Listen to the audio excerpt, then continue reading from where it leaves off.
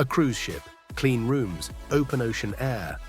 And yet, reports of a virus linked to rodents made headlines. No obvious contact or warning signs. So how does something like Hantavirus show up in a place like that? And more importantly, could something similar happen closer to home? Hantavirus isn't new, but most people have never heard of it until something like this happens. It's carried by rodents, not spread person to person in most cases. Here's the part that catches people off guard. You don't need to see a rodent to be exposed. When rodent droppings or urine dry out, they can turn into tiny particles, almost like dust.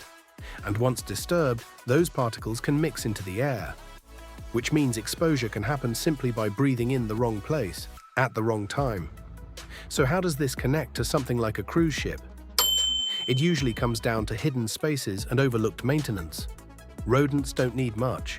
Small entry points, food traces, quiet storage areas, and in large environments, ships, warehouses, even homes, there are always areas that don't get frequent attention.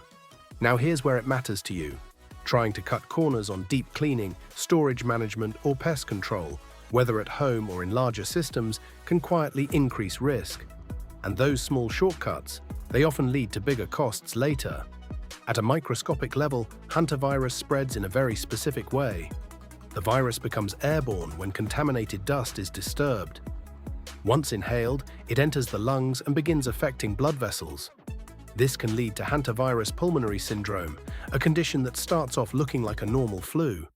Fever, fatigue, muscle aches, but then, in some cases, it progresses into severe breathing difficulty as fluid builds up in the lungs. Now here's what's important.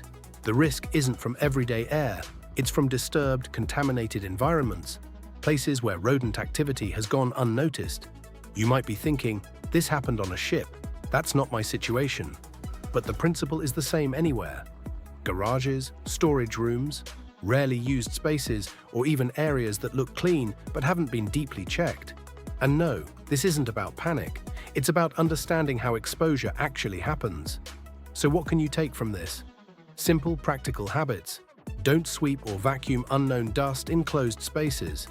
Use disinfectant first. Keep storage areas clean and uncluttered. Seal food and entry points. Pay attention to signs of rodent activity, even small ones, because whether it's a cruise ship or your own home, the biggest risks are often the ones you don't see. Subscribe for more on how microbes quietly shape our everyday lives. The invisible world is always there. Now you just see it differently.